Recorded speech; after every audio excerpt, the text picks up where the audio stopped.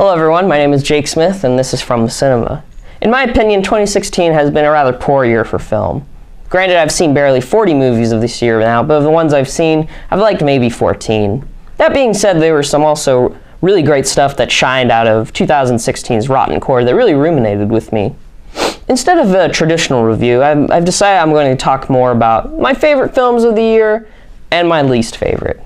I'll start with the low points of the year with my bottom 5 films. Most of these are really poor, and they mostly consist of comedy, especially very mechanically reproduced cultural commodity comedies that often fill the theater and make a lot of money.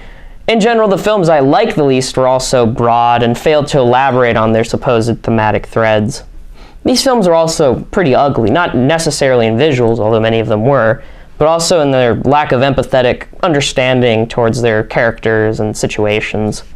I've ordered my bottom 5 worst films of the year from bad to worst, starting at 5.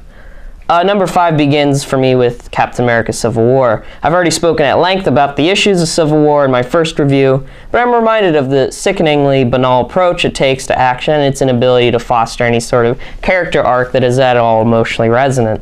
I'm amazed that any person that considers themselves a Marvel fan would like this, but then again, it is also part of the many trash that Marvel churns out. Marvel and Disney, in my opinion, are personally assassinating the culture industry, suffocating thoughtful entertainment with a pillow. I remember when blockbusters used to have an element of fun, you know, not these exhausting, self-serious carnival acts.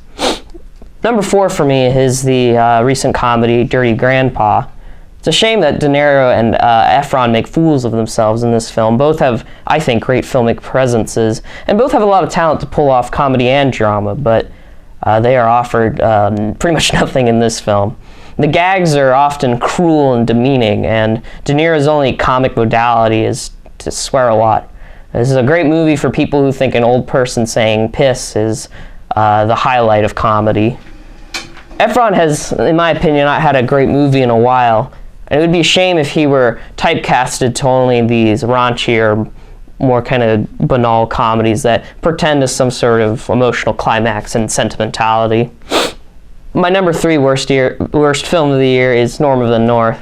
I can't say much about this film other than it's super focus tested and it's a mess. It tries to touch on issues of global warming, fame, and gentrification, but fails to do anything insightful or even close to insightful.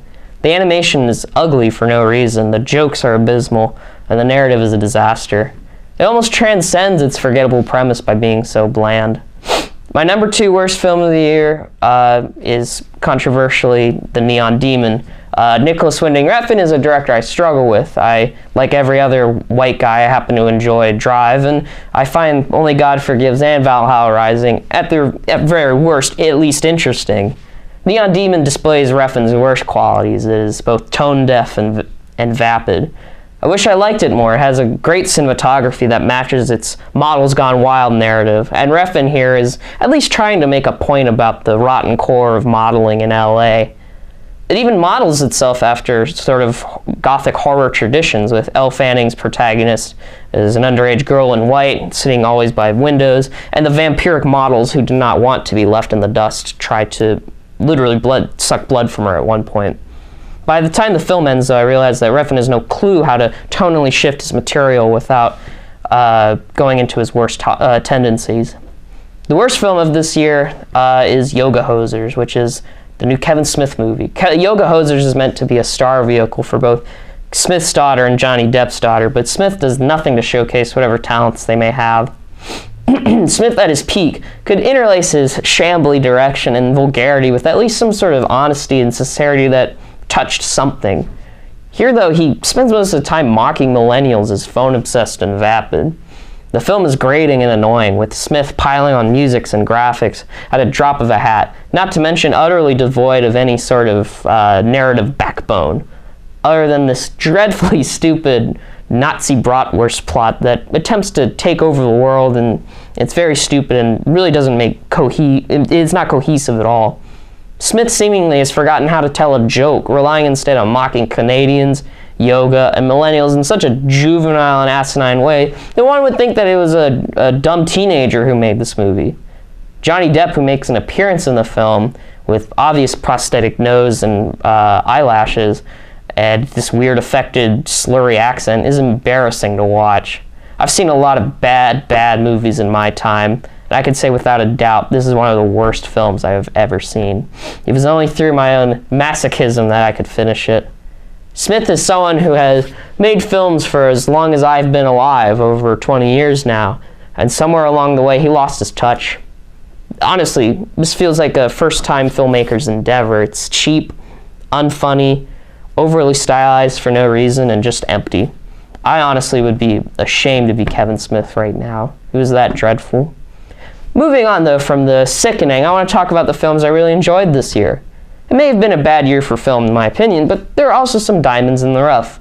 The films I really enjoyed took a look at the fractured psyche of America for the most part, or in one case China, and it has deeply ingrained issues nestled in some very fascinating formal choices. The films I liked were both grand in their examinations, whether it was in the amount of time that passes in the film or the subject matter, and were also intimate and effective as much as they were empathetic. Some of the honorable mentions that didn't quite eke out into my top 5 include Cameraperson, Green Room, and Hail Caesar, all of which were, in my opinion, underappreciated in their own right.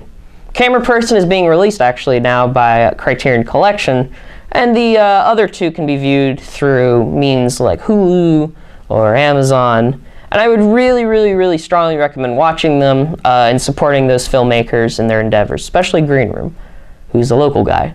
My number 5 film of the year is Batman vs. Superman, which is a controversial film in its own right. I've spoke about it some in my Civil War review, so I won't say too much more about it. I think it's a shame, honestly, that people were less taken by this film, which I think is a totally transgressive film in relation to a lot of these other superhero movies, which I consider mostly somnambulistic junk. Perhaps if people were less taken by a cultural commodity being so boring, they could appreciate someone like Snyder, who is, I think, a fantastic pop director. The only other great pop director, and this is also controversial, but Michael Bay, who doesn't get enough love by people who think they are smart and above pop cinema. These same people have no problem watching the same film repackaged over and over by Disney and Marvel, but the minute you get any sort of interesting filmmaking on screen, they turn their heads and laugh, rather smugly. Such critics would perhaps be more suited snuggling up with the corporate trash. My number 4 film of the year is Certain Women, which I've already reviewed and discussed extensively in a previous review. Certain Women, if I can say more, is so interesting because of how it treats its negative space, how it renders something like a nightscape into a moving meditation on loneliness. This is one of the most interesting and heart-wrenching queer films that I've seen this year, and I couldn't recommend it more. Another queer film that I think didn't work as well as Moonlight, which I found rather empty, which is also controversial. My number 3 film of the year is Mountains May Depart, a Chinese film that depicts a love triangle that evolves and eventually disintegrates over many years. The film is very structural, with 3 separate sections depicting a period of time. As time wears out our characters down, they get swallowed up by their economic anxieties. One character seeks to escape China and make a living and be more Americanized. Another is consumed and eventually killed off screen by their job, and another remains static throughout. It is a melodrama as it is personal, and I couldn't recommend it enough. My number 2 film of the year is O.J., Made in America. I know I'm stretching here because it is a mini-series, but it is one of the most effective films of this year, if not the decade. I spoke extensively about it, of course, in my other review, so I won't extrapolate too much more here. But I think this is a necessary film for our times. Over the winter break, take a few hours and watch through it. Make it a communal event. Maybe you can spark some meaningful conversation or discussion out of it with your family or friends or peers. And my number 1 favorite film of the year is Wiener Dog, the new Todd Solondz film. Solondz is probably my favorite director because of how he can take acidity and direct it effectively at our contemporary culture. Who would have thought a film about a wiener dog could so effectively lampoon our contemporary cinema? But but also empathetically investigate mortality and the sickness inherent in the American experience and how those clash. Wiener Dog is Silence at his most ponderous, and it is effective here, rendering something as seemingly juvenile as a long shot panning of dog crap and turning it into a moment of tragedy. I can't recommend this film enough, which will not only challenge sensibilities, but also play with them. This, in my opinion, is a true American film, and so needed today. I'm looking forward to 2017, which I hope to have a lot more great movies. Thank you all for watching. I'll be returning next year in 2017. I'm Jake Smith, and this is From the Cinema.